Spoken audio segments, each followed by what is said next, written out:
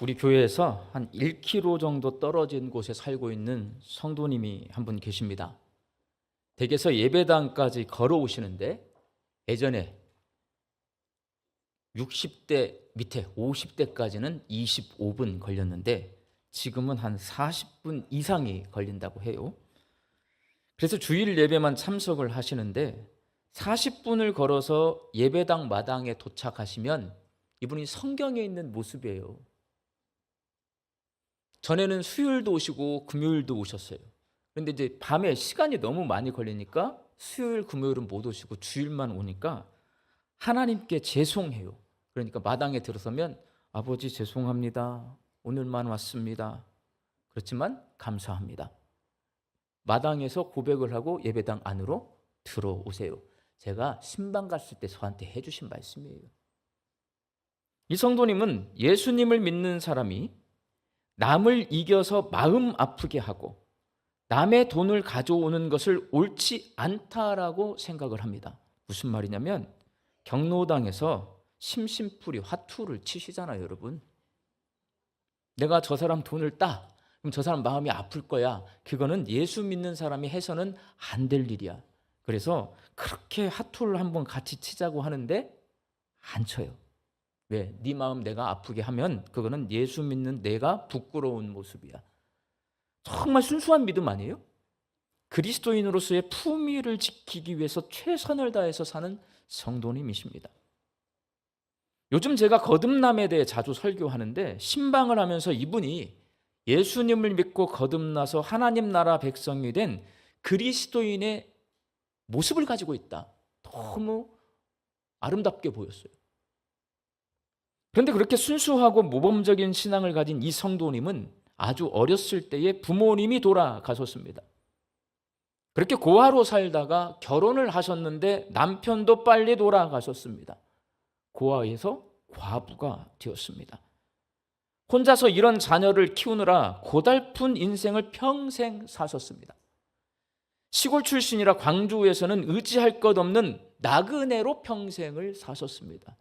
고아와 과부와 나그네, 성경에서 하나님이 가장 관심을 많이 두신 약자입니다. 그 세 가지 약자를 한 번에 인생을 통해서 한 몸에 살아내고 계시는 분이에요. 오직 하나님 한 분 의지하고 지금까지 사십니다. 성경에 기록되어 있듯이 하나님이 긍휼히 여기시는 고아와 과부와 나그네로 살았지만 온전히 하나님을 주인으로 섬기는 순수한 믿음을 가진 이 성도님이 이제 연세가 좀 드시니까 나도 이제 좀 편안하게 하나님 믿으면서 살고 싶다라는 생각을 가지고 있는데 젊은 시절에 일을 많이 하시니까요. 몸이 어떻게 돼요? 아파요. 예배당에 걸어오기가 힘들어요. 이런 성도님들을 신방할 때면 목사인 저는 고민을 하게 됩니다. 저렇게 믿음이 좋은 성도의 삶이 왜 편안하지 않고 고난이 연속일까? 고아로 살다가 과부로 살다가 나그네로 애들 다 키웠더니 이제 몸이 아파. 뭐 언제 편안해? 우리 그리스도인들에게 고난이란 과연 무엇일까라는 질문을 던지면서 고난에 대해 생각을 하게 됩니다. 마침 또 오늘 본문 말씀이 주일 설교 본문이 고난에 관한 말씀이니까 더 생각을 하게 되더라고요. 오늘 본문 말씀에 고난 가운데 있는 초대교회 성도들에 대한 이야기가 기록되어 있습니다. 사도 베드로는 로마 정부로부터 박해를 받고 있는 소아시아의 초대교회 성도들에게 위로와 격려의 편지를 쓰면서 그들이 고난받는 것을 이상하게 여기지 말라 당부합니다. 오늘 보면 12절 말씀 함께 읽습니다. 사랑하는 자들아, 너희를 연단하려고 오는 불시험을 이상한 일 당하는 것 같이 이상히 여기지 말고. 여기서 불시험은 현재 당하고 있는 박해보다 앞으로 장차 당하게 될 고난이 훨씬 더 크다는 말이에요. 처음 예수를 믿는 사람이 생겨난 초대교회 시대는요, 예수를 믿으려면 내가 죽음을 각오해야 됩니다. 그 당시에는 예수를 믿는 것 자체가 박해를 각오해요. 로마 정부가 박해를 해요. 그러니까 내가 그거를 감수하고 예수를 믿겠습니다 고백하기 때문에 워낙 스파이가 많아요. 그래서 그 당시는 예수를 믿는 것을 검증을 하기에 3년의 기간을 둡니다. 바로 등록을 안 받아줘요. 예수를 믿겠습니다 찾아오면 3년 동안 요리 보고 저리 살피고 교육을 시키고 해서 세례 교육을 받고 세례 받는 데까지 3년이 걸렸어요. 그 세례를 받을 때 고백하는 게 뭐냐면 나는 모든 고난을, 모든 박해와 핍박을 감당하고 내가 예수를 나의 구세주로 믿겠습니다 고백하고 다짐하고 약속한 다음에 세례를 받았어요. 그리고 교인이 되었습니다. 로 당하게 될 박해가 더 크다. 그런데 그것을 이상하게 생각하지 말고 예수 믿으면 당연히 이런 고난을 당하는 것으로 생각하라 라고 말하고 있습니다. 그리고 베드로는 초대교회 성도들이 그 불시험, 고난을 이길 수 있는 방법을 가르쳐 줍니다. 본문 19절 말씀 함께 읽습니다. 그러므로 하나님의 뜻대로 고난을 받는 자들은 또한 선을 행하는 가운데에 그 영혼을 미쁘신 창조주께 의탁할지어다. 여기서 그 영혼을 미쁘신 창조주께 의탁할지어다 라는 말씀은 아버지 내 영혼을 아버지 손에 부탁하나이다. 누가 하신 말씀이에요? 예수님이 십자가에서 하신 말씀하고 똑같은 말씀입니다. 베드로는 초대교회 성도들이 장차 찾아올 고난을 이겨내려면 생명을 하나님께 맡겨야 한다라고 말하고 있습니다. 우리 예수 믿는 성도들은 모든 것을 다 주께 맡깁니다 라는 말을 자주 사용합니다. 그런데 어떻게 하는 것이 주님께 다 맡기는 것인지는 알기가 어렵습니다. 왜? 구체적인 행동 지침이 없기 때문에 그렇습니다. 우리나라는요, 우리나라 국민성 자체가 이 매뉴얼을 따라가지 않아요, 여러분. 그러니까 제가 언젠가도 한번 말씀을 드렸어요.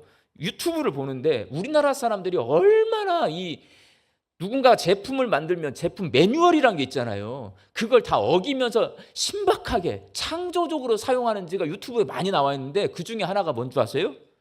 자기 딸이 사용할 이 세탁기가 있어요. 그러니까 소꿉놀이 하는 세탁기.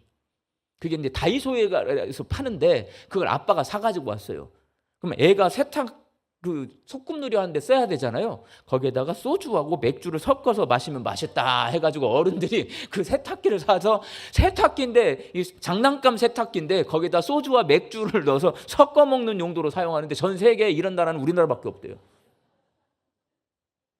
그러니까 우리는 지침을 따르지 않는 민족성을 갖고 있어요.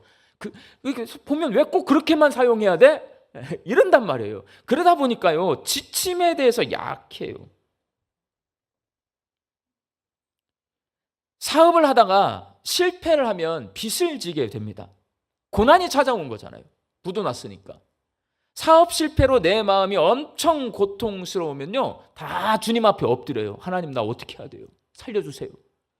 그렇지만 여러분, 내가 감당해야 될 빚은 남아있는 겁니다.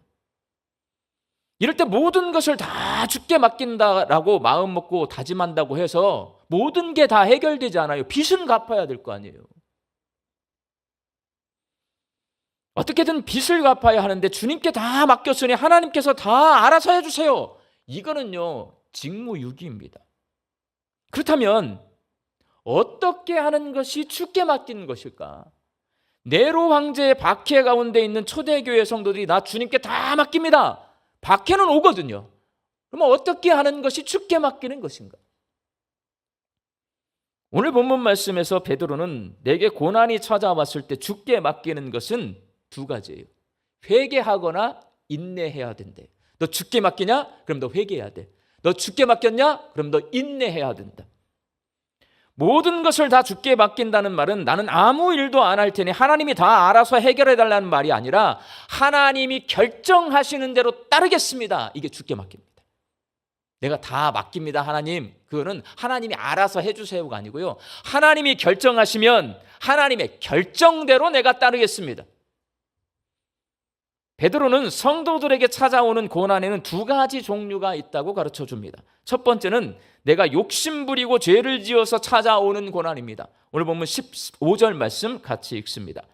너희 중에 누구든지 살인이나 도둑질이나 악행이나 남의 일을 간섭하는 자로 고난을 받지 말려니와. 여러분, 살인은 내가 남을 이겨먹으려고 하는 욕심에서 시작이 돼요. 그러니까 내가 남 이겨먹으려고 하면 대부분 다 남 이겨먹으려고 하거든요. 근데 그 욕심이 제어가 되면 살인이 안 일어나는데요, 그 욕심이 제어가 안 돼. 그러면 살인이 일어납니다. 도둑질은 물질적인 욕심에서 시작하고, 악행은 남 생각하지 않고 내 맘대로 살고 싶은 욕심에서 시작하고, 간섭은 남을 조정하고 싶은 욕심에서 시작이 됩니다.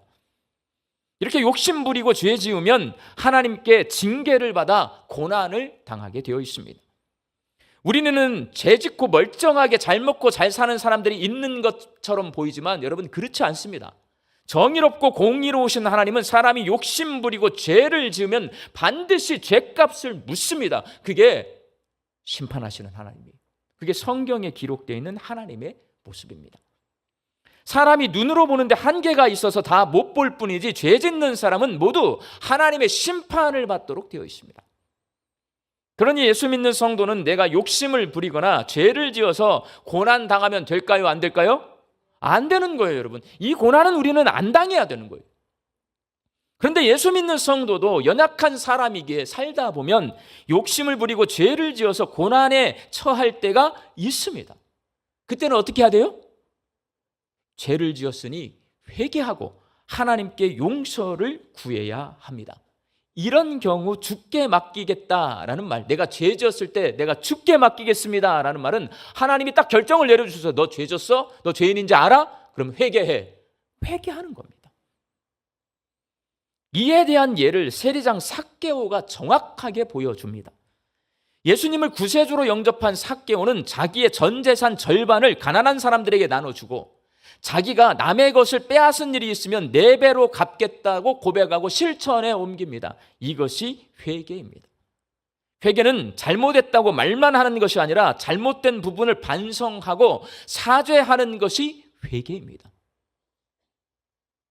연예인 가운데 저랑 나이가 비슷한 미운 우리 새끼에 출연하는 이상민이라고 하는 가수가 있어요. 저랑 나이가 비슷합니다. 그 가수가 아마 광주 사람일 거예요.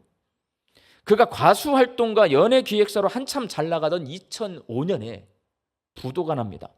69억 8천만 원의 빚을 졌어요. 2005년에 69억이면요, 지금으로 따지면 200만 원 넘어가는 돈 정도 될 거예요.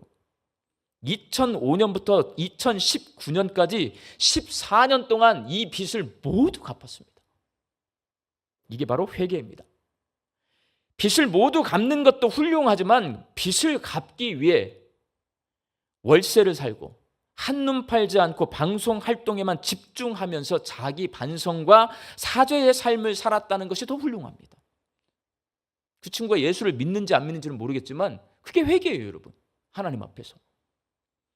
베드로는 예수 믿는 성도는 내 욕심과 죄를 지어서 고난에 처하지 말라라고 권면합니다.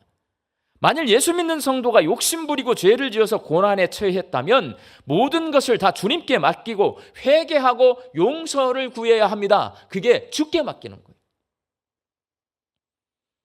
그리고 성도들에게 찾아오는 또 다른 종류의 고난은 하나님이 우리에게 고난을 주십니다.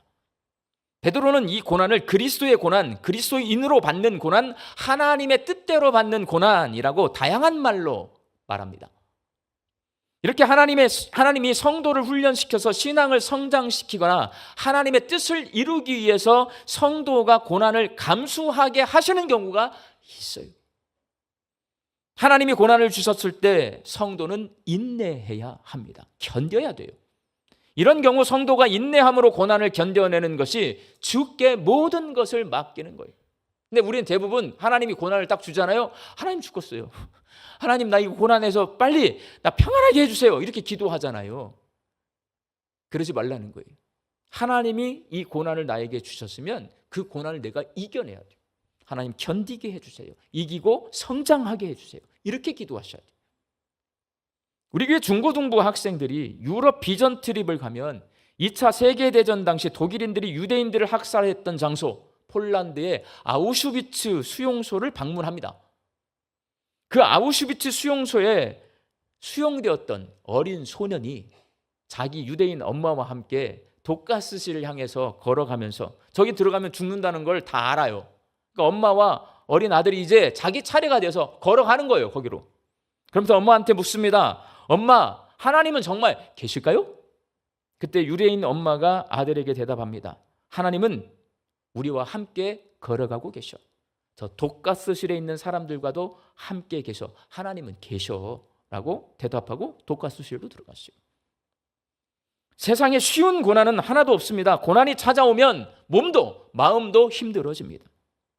그런데 하나님이 주신 고난이 찾아오면 몸과 마음이 힘든 상황 가운데서도 베드로는 말하는 거예요. 왜? 본인이 지금 박해를 받고 있거든요. 고난 당하고 있어요. 근데 베드로가 박해를 받으면서 주께 모든 것을 맡겨보니까 기쁘고 즐거움이 있는 거예요. 그래서 오늘 본문 13절 말씀합니다. 같이 읽습니다. 시작. 너희가 그리스도의 고난에 참여하는 것으로 즐거워하라. 이는 그의 영광을 나타내실 때 너희로 즐거워하고 기뻐하게 하려 함이라. 고난을 당하는데 낙심하거나 고통스러워하지 않고 즐거워하고 기뻐하는 것은 왜 그러냐? 베드로는 알아요. 성령 하나님이 함께 하신다. 오늘 보면 14절 말씀 같이 읽습니다. 너희가 그리스도의 이름으로 치욕을 당하면 복 있는 자로다. 영광의 영 곧 하나님의 영이 너희 위에 계심이라. 하나님이 주신 고난을 받으면요, 하나님이 그냥 고난만 보내는 게 아니라 누구를 보내주세요? 성령님을 보내주세요. 성령이 함께 계세요. 그래서 내가 고난받으니까 몸도 힘들고 마음도 힘들지만 그 힘듦 저 밑바닥 속에 뭐가 있냐? 성령 하나님이 주시는 기쁨과 즐거움이 있다는 말이에요. 베드로 당시 초대교회 성도들은 예수를 믿는 것 자체가 고난입니다. 예수 믿는 것 때문에, 예수님의 일을 하다가 예수님 때문에 예수의 이름으로 고난을 당하지만 성령께서 함께 계시기 때문에 고난 가운데 있으면서도 기쁘고 즐겁습니다. 그것을 성경에 기록해 놓은 거예요. 고통스럽고 힘들지만 하나님이 함께 계시니 고난도 복됩니다. 이렇게 하나님이 고난을 통해서까지 우리에게 복을 주시는 이유는 고난으로 연단을 받아서 신앙이 성장하고 성숙한 우리를 통해 하나님의 뜻을 이 땅에서 이루시기 위해서입니다. 우리가 하나님의 일을 하기 위해서 아직 준비가 덜 됐어요. 조금 부족해요. 그러면 고난을 주셔서 훈련을 시켜서 우리 몸을 만들고 우리의 마음을 만들어서 하나님의 일을 감당하게 합니다. 부족하지만 우리를 통해서 하나님의 뜻이 그때 이루어지는 겁니다. 그러니 고난이 찾아오면 하나님이 우리를 통해 계획하신 일을 할 준비를 하셔야 합니다. 오늘 말씀을 통해 고난을 다시 한번 정리해 보면 욕심이나 죄 때문에 우리에게 고난이 찾아옵니다. 그때는 여러분 회개하셔야 합니다. 그리고 우리에게 하나님께서 주신 고난이 찾아옵니다. 그때는 인내하셔야 합니다. 성도는 성령님과 동행하면서 인내함으로 고난을 이기고 신앙의 성장과 성숙을 이루고 하나님의 뜻을 이 땅에서 이루어내야 합니다. 이렇게 회개하고 인내하며 하나님의 뜻을 이루는 것이 고난을 통해서 내가 주께 모든 것을 맡기는 것입니다. 사랑하는 광주 양림교회 성도 여러분, 여러분에게 고난이 있습니까? 없습니까? 고난이 없는 사람이 세상에 어디 있습니까? 다 고난이 있습니다. 그러면 우리 이 설교를 통해서 생각해 보셔야 돼요. 내게 찾아온 고난은 하나님이 주신 고난일까요? 내 죄와 욕심 때문에 찾아온 고난일까요? 그건 제가 모르죠. 여러분이 어떤 고난을 당하고 있는지도 모르고, 그러니까 여러분이 판단을 하셔야 돼요. 이 말씀을 통해서. 하나님께서는 오늘 본문 말씀인 베드로전서 4장 12절에서 19절을 통해 고난 가운데 있는 우리에게 모든 것을 다 주께 맡기라라고 말씀하십니다. 지금 내가 당하고 있는 고난이 욕심과 죄 때문이라고 생각하는 분들은 회개하시기 바랍니다. 지구온난화로 인한 이상기후와 해수면 상승과 자연재해에 관한 염려가 계속되고 있습니다. 저는 목사이기 때문에 공부를 열심히 해야 돼요. 그래야 우리 성도님들에게 세상 돌아가는 것에 대한 성경이 뭐라고 말하는지를 가르쳐 드립니다. 그러다 보니까 요즘 세상은 얼마나 좋냐면 유튜브를 열어보잖아요. 제가 찾아가서 돈 내고 들으려고 해도 듣지 못할 강의가 유튜브에 너무 많이 떠 있어요. 그 가운데 기후학자와 기상학자들이 있거든요. 기후와 기상은 또 다르더라고요. 기후학자와 기상학자들이 요즘 강연을 많이 유튜브에 올려놓는데 2050년 인류 멸망이 된다라는 의견이 많이 있어요. 2100년 인류가 멸종할 것이다. 기상학자, 기후학자 97% 찬성이에요.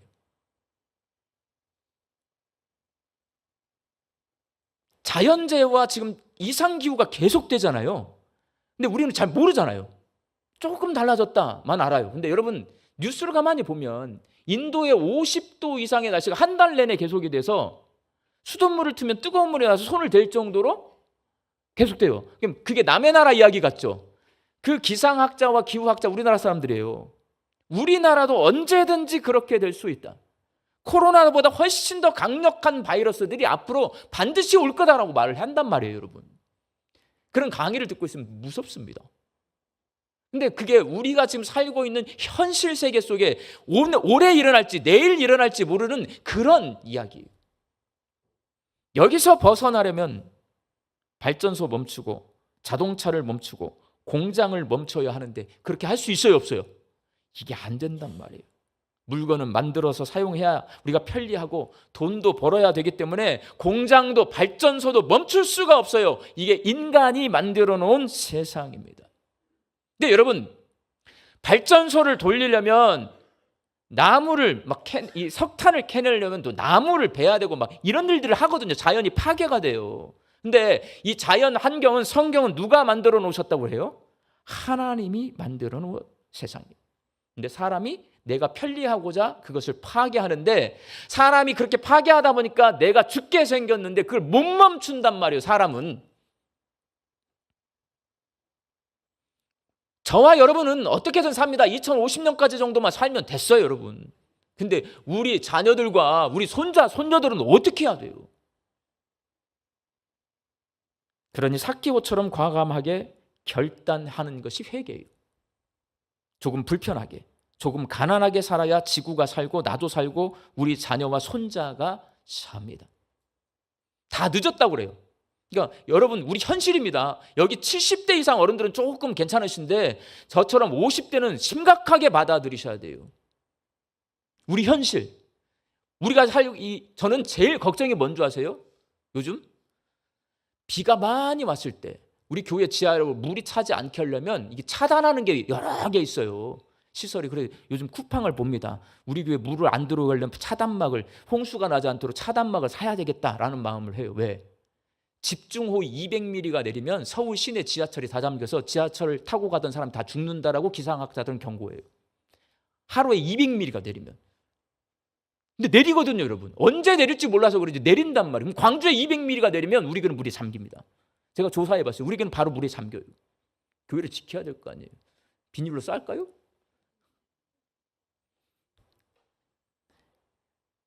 삭개오처럼 결단을 해야 돼요. 불편하게, 가난하게, 지구가 살고 나도 살 수 있도록. 그것이 지구를 위해 내가 조금 불편하게, 조금 가난하게 사는 것이요. 결국 우리가 할 수 있는, 주께 맡기는 일입니다. 우리가 할 수 있는 일이에요. 어떻게 할 수가 없어.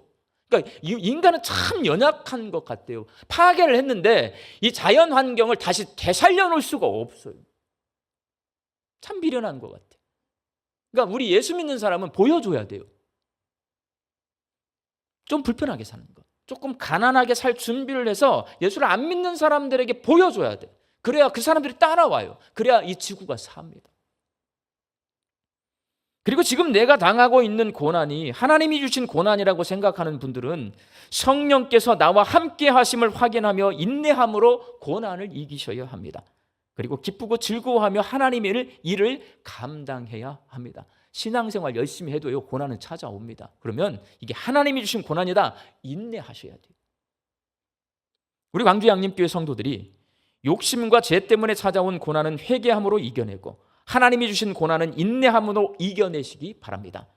그래서 모든 것을 다 주께 맡기고 기뻐하고 즐거워하면서 이 땅에서 하나님의 뜻을 이루며 사는 거룩한 주의 백성들이 되시기를 예수님의 이름으로 축원합니다. 기도하겠습니다. 주님, 저희에게 지혜를 주셔서 저희에게 찾아온 고난이 욕심과 죄 때문인지 하나님이 주신 고난인지를 분별하게 하여 주옵소서. 욕심과 죄 때문에 찾아온 고난이라면 회개하고 주께 돌아가서 평화를 누리게 하여 주시고, 하나님이 주신 고난이라면 인내하면서 믿음의 성장과 성숙을 이루고 하나님의 뜻을 이루어 샬롬의 평화를 누리게 하여 주옵소서. 예수님의 이름으로 기도하옵나이다. 아멘.